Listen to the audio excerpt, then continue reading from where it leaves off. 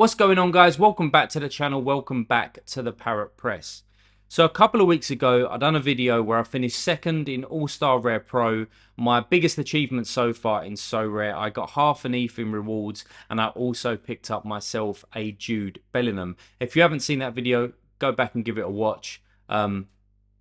Maybe smash a like on it as well. But yeah, so I won myself a Jude Bellingham, and in that video, I was talking about what do I do with this guy, because I'm currently not playing under 23, and I don't plan to for a long time. If I win an under 23 goalkeeper, then potentially, but I don't really want to be, outlaying ETH into an under 23 goalkeeper. I'd rather be working up than kind of sideways. I'd rather be going into the super rare divisions, especially on that cap 240 as well, to pick up $200 a week. But anyway, I got Jude Bellingham in. And I was going through that debate, and thanks to everybody who commented on that video as well, or even on Twitter, who come back to me and gave me some, where your head was at if you was me. But I have made up my mind, and I kind of quickly made up my mind shortly after that video as well, that I was going to sell him. Now, there's always that thing that I think everybody's found before with playing Sorare is, do you sell, do you hold, what's going to happen in the future? It's the what if, it's the FOMO, it's all of those things that enter your head. And I'm thinking to myself, well, Jude Bellingham is one of the most exciting young players in world football. He plays for obviously a very good side that play in Champions League. He's wore the armband on numerous occasions. He's got an England career that's going to go on for like the next 12, 13 years, maybe more. And he's one of the most talked about players in the game, right? So all of that's coming into my head, but then I'm also thinking, well, for his price and for where my gallery's at, and that's what I'm going to talk to you about today, is there not, or are there not better players out there that I could be getting in and utilizing and getting 2, 3, 4 players in for that price? And because of those reasons, I decided to sell. Now, when we take a look at my gallery here, we can see that I've got 4 goalkeepers. So I'm going to be, 5 goalkeepers, but one doesn't play. 4 goalkeepers where I've got 4 lineups. I've got some super rares in there, which I've spoken about before. And as I said, I want to go into more super rare competitions. So if I'm not going to be, I can use that ETH to buy another goalkeeper. But what I ended up doing, well, let's talk about the sell price first, actually, before I tell you what I've done. The annoying thing is that when I won Jude Bellingham, and that's a bit of a silly statement anyway, because there's nothing annoying about winning Jude Bellingham, but when I had him, he was being sold for around about 1.2 ETH. So I listed him up kind of very, very close to the floor, and I was hoping that an offer would come in. Now nothing happened. Then all of a sudden, Sorare released one of his cards into the auction. And I was like, this could go horribly wrong, because as we know, rare prices for all cards, from Mbappe to a Bellingham to a Haaland to I don't know, all the goalkeepers that was worth like over an ETH, that they are kind of coming down in price at the moment as we do go through a little bit of a adjustment, and who knows, that could obviously improve in the future, in the upcoming weeks, and we get back to, I don't think we'll ever get back to where we were, but maybe it pushes prices up a bit as people start to win threshold in super rares and then reinvest that money into getting more rare teams and or rare pro teams. But anyway, it was kind of around about where was it? It was a couple of weeks ago, right? So I think it was around about here, around about March 18th time that I won him. And then all of a sudden somebody sold him for 0.94. Now to go from over here 1.6 on auction and to then go for 0.94, that's a massive drop. And I was like, damn, how am I gonna sell this guy now, right?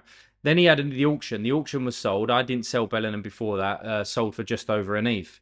Then he started to creep up, and I thought, okay, we might be back here. However, the problem that I had was that all of these trading accounts had a Bellingham, and they was just undercutting each other. And all of a sudden, it was just creeping down by like almost 0.1 each day, and it was just kept coming down.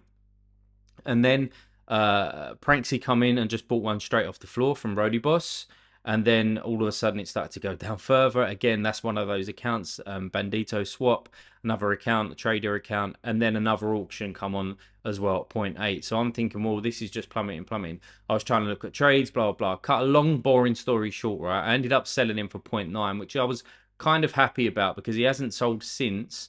And even though the floor is just over that at the moment. So take your losses. Again, going back to that FOMO, maybe in the upcoming weeks he goes for a lot more. Maybe next season he's going to get transferred somewhere and score even better than what he was doing at Dortmund, because that was a fear for me as well. It was a fear that he goes to somebody like Liverpool, and we know how poor Liverpool have been this season, and all of a sudden he becomes like a mid-50s player, or this form here towards the tower and becomes what he is.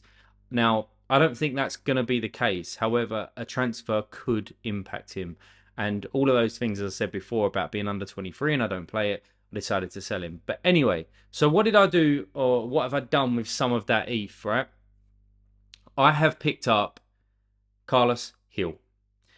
Now, when I first come onto the platform, PSU fans too, Led, I think Channy picked one up.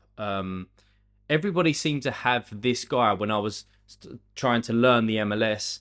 And you could tell that he's obviously one of the best players in the game. I mean, if we look at his scores and we just go across all, it's just frightening how good that guy was. And in my opinion, how good that guy still is for a decent age as well. I think he's, 30? Yeah. Now, he was a flop at Aston Villa. He's not going to go back to the Prem, I don't think. I don't think he's going to come back to Europe. So I think we're safe to say that he's going to be in the MLS for the maybe for the remainder of his career. And I picked him up for 0.6, as you can see there. Picked him up for 0.6, and it just suits my gallery more. If we go through here, you can tell that I'm obviously picking up MLS players. Now, don't get me wrong, I do have some European players as well, because I want to build a broader gallery than just specific on America.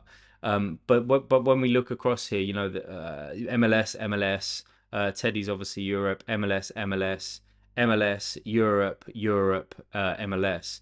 So it's a kind of a bit of a, and same with defenders as well. I mean, Botch is there. You've got Gears Small there as well. So I am starting to feel good about my gallery. But I think that Carlos Hill just gives me more than Bellingham. If I was to compare Bellingham's scores to Carlos Hill, who would you rather have? And you didn't know who they were, 100% I'm going to take Carlos Hill. And if I can get him in some American Pro sides and maybe even win someone back, because I like my super rares, especially Gressel. I think he's such a good super rare. I think from an all-star point of view as well, he takes all the sets. He'd be my captain in there. I just think he offers me so much more than Bellingham. And if you just think about that as a transaction against one other, I've sold Bellingham for 0.9 and I've got Carlos Hill in for 0.6. Then all of a sudden I've got 0.3. Potentially I could pick up another goalkeeper if I wanted to play through the summer. Or I could do anything with that ETH, right? And I think it was just a good deal for me. Now, there's going to be some people out there, and I know they're going to say Bellingham is, again, one of the most exciting, and for all the reasons why I sold him, there's all the reasons why to keep him as well, which is obviously the opposite. But he has gone. I have sold him, and maybe I'll regret it in the future. But I think Hill is going to get back what I paid for him, to be honest, in the next few months. I believe. So I brought in Carlos Hill. The other player that I've brought in, I wanted another forward. So going back to my gallery here, you can see that I've got 5 forwards in there. Now, one was a threshold player and the other 3 was basically for 3 lineups. So I needed another forward in there. And the purchase after this that I'm going to try and make is either a top defender in the American leagues or a goalkeeper as well. So I'll just keep on adding chunk by chunk on each position, give myself some depth, give myself the ability to play more lineups as well. But the guy that I've got in as a forward is a guy that's been on my watch list for a while, and it is Johnny Russell. Now, again, I said a few videos back, right, that I didn't want to just do this, oh, so-and-so bought him, so jump on it. I wanted to create a watch list about 2 to 3 months ago of the players that I specifically wanted. I've done it with Gressel, I've done it with Lovitz as a super rare, I've done it with Johnny Russell. I mean, Hill has been on my watch list for a long, long time, but his price was just extortionate. I mean, probably 6-7 weeks ago, without looking at his chart. Yeah, 6 7 weeks ago he was going for double the price that I paid for him. So I am happy that I've kind of left it this long to actually get him because I think it's a good price. But yeah, going back to my watch list, I just wanted people that I could trust in that I've watched for a long time. I knew about last season, and Johnny Russell was there. Now, if we look at his scores a couple of seasons back, and this was just before I got in, like, really invested into the MLS around here for this new season, game week 250. And this is where I started to really pick up some knowledge, watch it, talk to people about it, ask questions, gather as much information as possible. And you can see before that, he was, again, a phenomenal player. So this is a forward card as well, right?